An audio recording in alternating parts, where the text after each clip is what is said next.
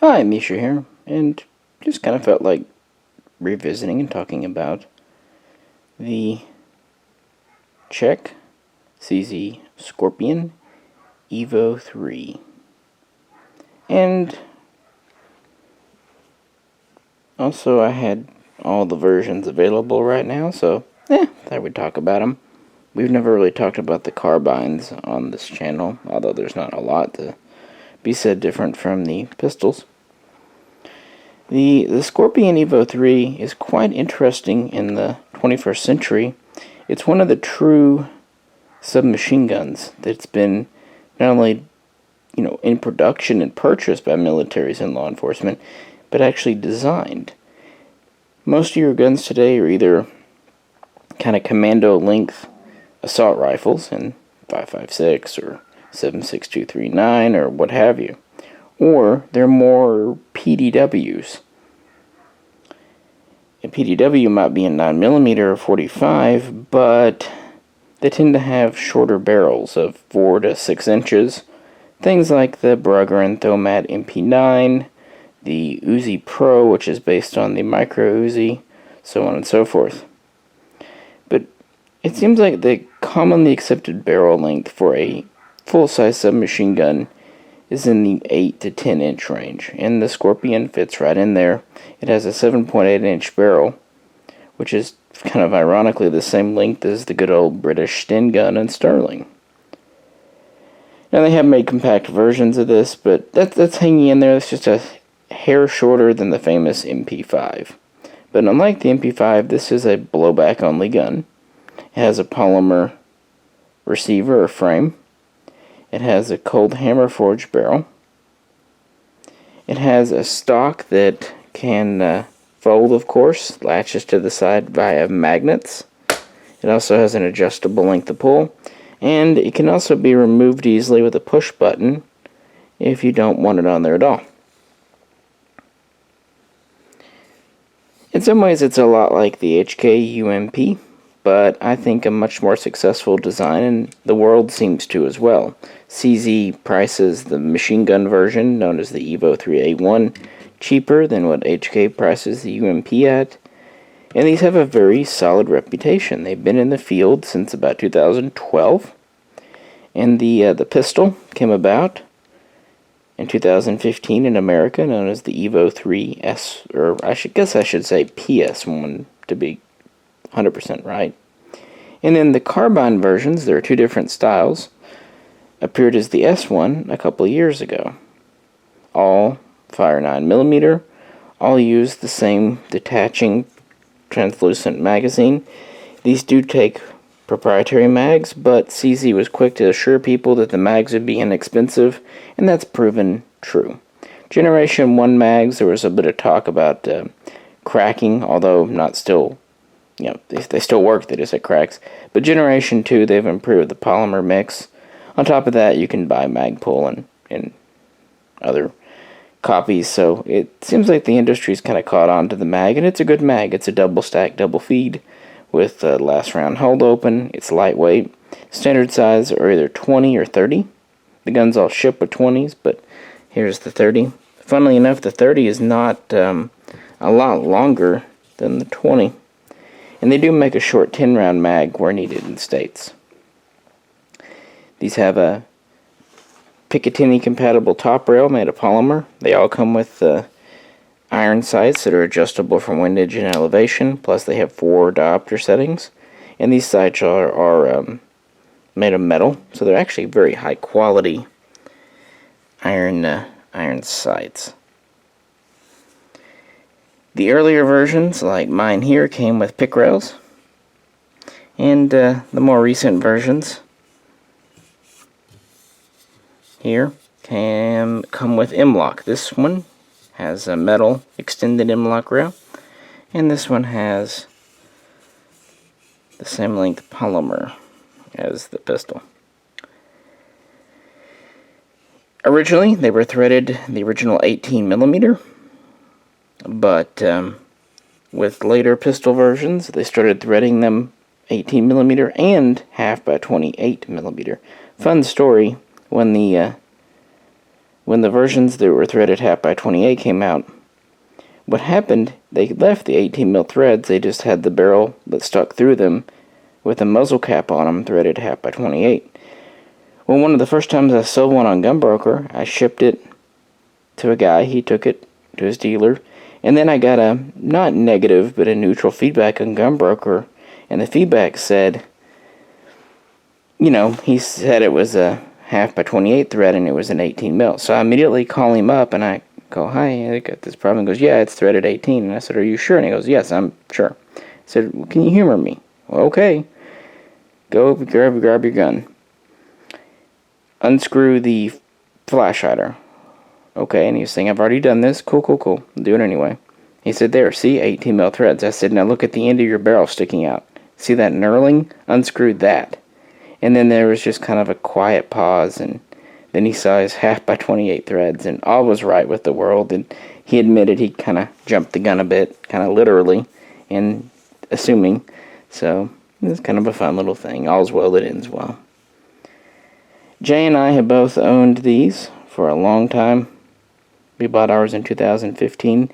I've carbined mine by taking the flash hider and putting an extension on it, pinning it on. Here's a Stool Pistol.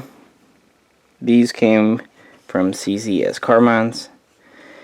This one has the bulged handguard made of polymer with the faux suppressor.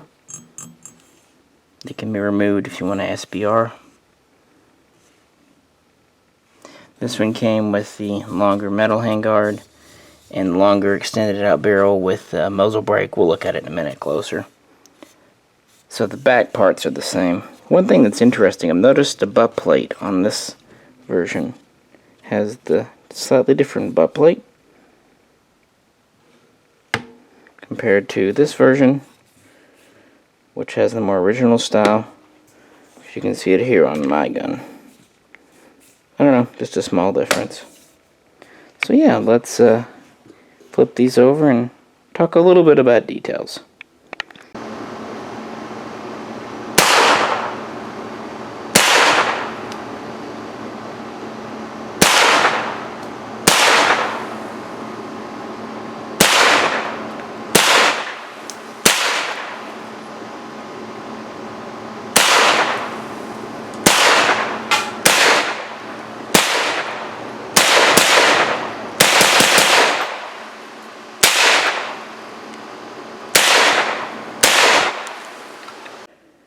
When it comes to reliability, you really can't ask much better than what the Scorpion Evo3 delivers. Jay and I have had excellent luck out of both of ours pistols, and our friend there purchased the Carbine with the faux suppressor, and he's had it for a few years and has had excellent luck out of it. They'll eat great 9mm, they'll eat middle of the road, and they'll eat garbage in 9mm. Because it is just a simple direct blowback, there's just not a lot to go goofy. The ergonomics are quite good, if not awesome. The pistol grip's comfortable and can be adjusted a bit. The trigger, some complain about, but in my opinion, when you're actually out shooting, it's really a non-factor. I found the stock comfortable. It has 3 positions. Mine here is set in the shortest, and then here is medium, or is that medium? Yeah. No, that's the long, sorry. There we go.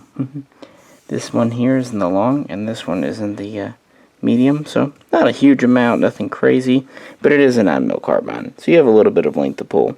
Very good if you're taking your kids out, because it wouldn't be the worst thing in the world to practice safety with and marksmanship, because it's inexpensive and low recoiling and a lot of fun, and it has a very modern aesthetic, but it's not ugly to us old timers either, so it splits the difference.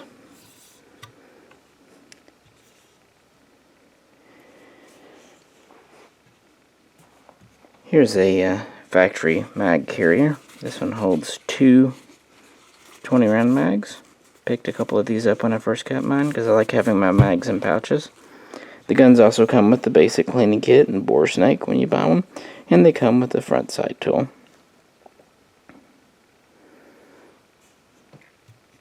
Obviously, I own the pistol version because it's as close to the Evo3 S1 submachine gun as the Czech, as can be to what's used in the Czech military. I also like that it's quite light. It's not the super lightest thing ever. Sorry, Sling on my table. But it's about 7 pounds. It's good, solid polymer. These are known for holding up well.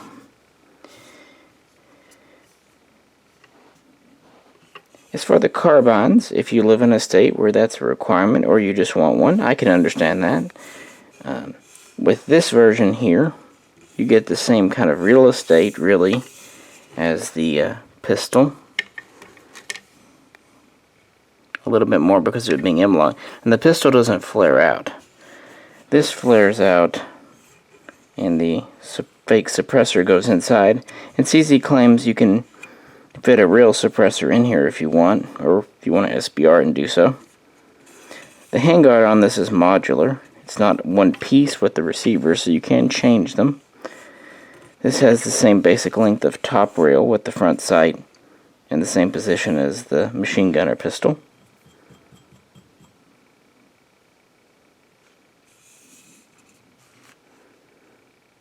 The other version, the other carbine version, is a little more sporty, but also maybe a little more for the crowd that likes to do things and customize, because you have a lot more top rail. You still have the traditional pick rail on the back, but the whole handguard is now M-LOK, and it's very long. It's made of metal, not plastic, although it is quite lightweight. The barrel extends all the way out, and we have a muzzle brake. Not really sure why you need one, but it is threaded, so there's that.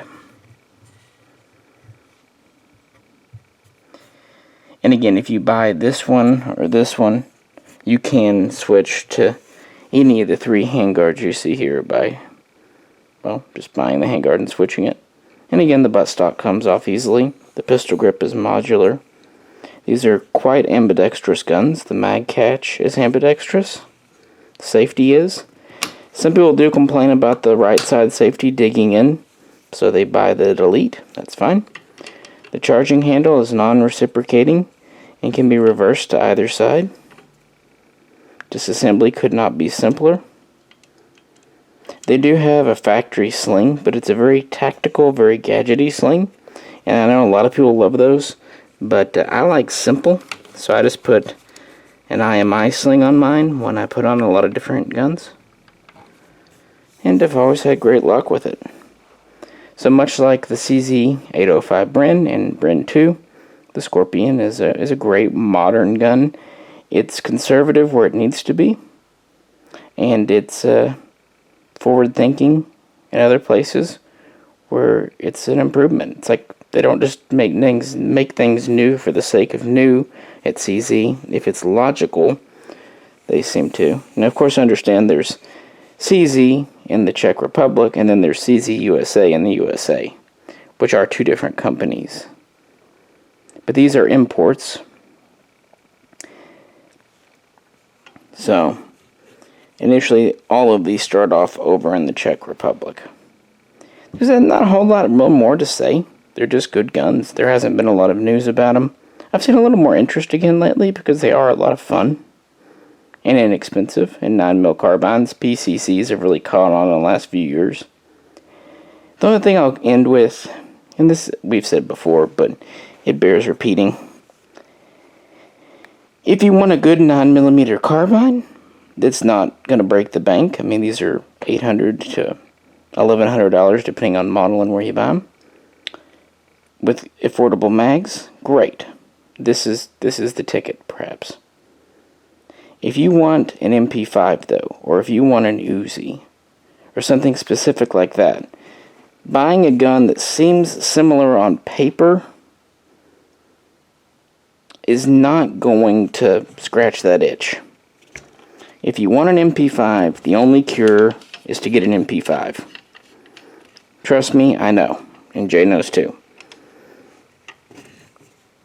If you're lucky, you'll realize when you finally do break down to buy that MP5 that you really like your Scorpion. But if you bought the Scorpion because you wanted an MP5 but couldn't afford one or find one, what'll end up happening, you'll end up spending more money.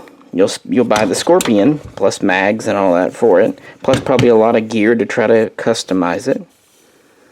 Still not be happy because what you really want is an MP5, then you spend the money for an MP5, and then you have a Scorpion to deal with. So you've spent maybe twice as much money. Again, if you're lucky, you'll end up liking both, but just something to say. That was more of a factor years ago when these came out, but again, it bears repeating, I'd say. But yeah, just kind of an informal video. Had the Scorpions out at the range, just shooting them, and thought, hey, we haven't talked about these in a while, and people like them, so hope you enjoyed it. Mostly just like to chat with you all. Feel free to give your own Scorpion experiences in the comments below, and if you could, like, share, and subscribe, and all that good stuff. And if you could, I'd like to help to check out and, support the channel. Of course, I picked the one stiff one to try to fold. There we go. They're quite stiff when new. Anyway, if you'd like to help support us, please check out the link to our Patreon page. There we go. We hope you guys are having a great week. This is Misha, and Jay and I both will catch you very soon next time.